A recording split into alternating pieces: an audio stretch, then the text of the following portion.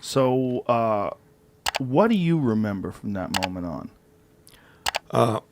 When I regained consciousness, it wasn't real quick. It wasn't real woken right up. It was real slow. It was dim. My consciousness was kind of like in and out for a while. I didn't know where I was.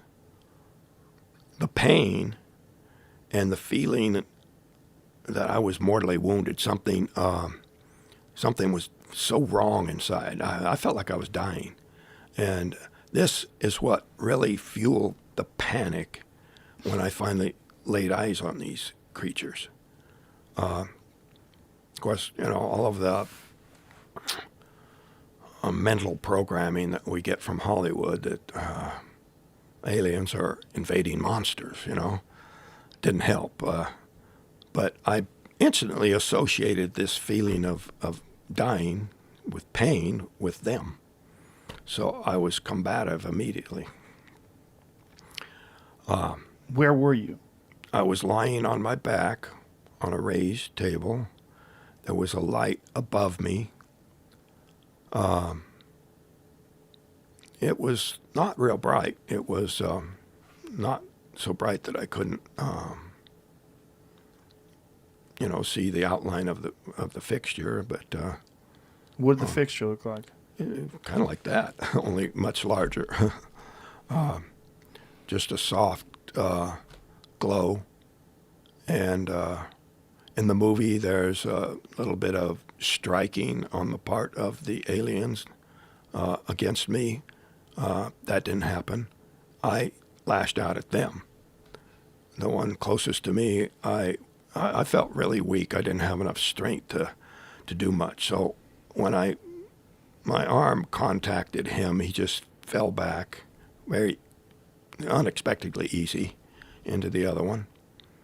And I rolled off the table in the other direction. And they came around the table, and the three of them were coming towards me. And I just grabbed something from behind me, an object off of the shelf there, and started swinging it at them. What was the object? It was just some large, long cylinder or rod, glass, some clear material. I wasn't studying it. I was looking at them and swinging wildly, screaming threats. They stopped. And I was planning on attacking more fully, just making way past them. The only doorway I could see was on the other side of them. And it looked like a doorway? Yeah, it looked like a doorway, just, And what did they look like? I guess it's a pretty typical description nowadays. Very large eyes, hairless,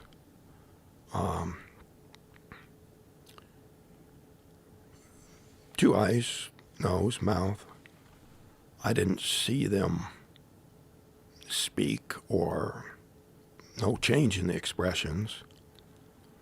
And to me, that in the face of all the screaming and the fear that I was projecting, their lack of reaction probably just added to my panic. But Did they feel like they were a living creature, or did they feel like they were a robot?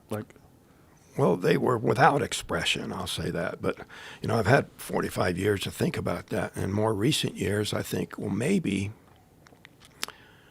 if they're telepathic and it's developed enough to where they don't need to talk, they also don't need facial expression. Right.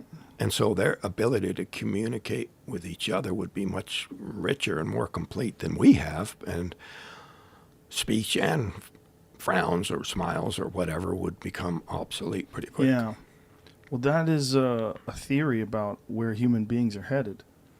If we continue to evolve, that we will one day reach this point where the biological limitations of our monkey bodies will slowly start to fade away, and we'll have different abilities to communicate. Why would we need to frown or smile if you can save much more? And also, their musculature, did they look like smooth, like they had no clear muscles? Yeah, they were pretty smooth, very light. When I hit the one, it fell back into the other one pretty easily.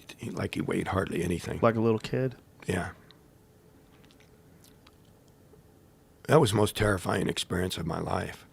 But when I tell this story and try to relate to people, I'm trying to communicate what I experienced and how utterly, utterly traumatic that was, and how it was so devastating. I was, on the verge of catatonic for weeks after it happened. But I don't want to relate this story in order to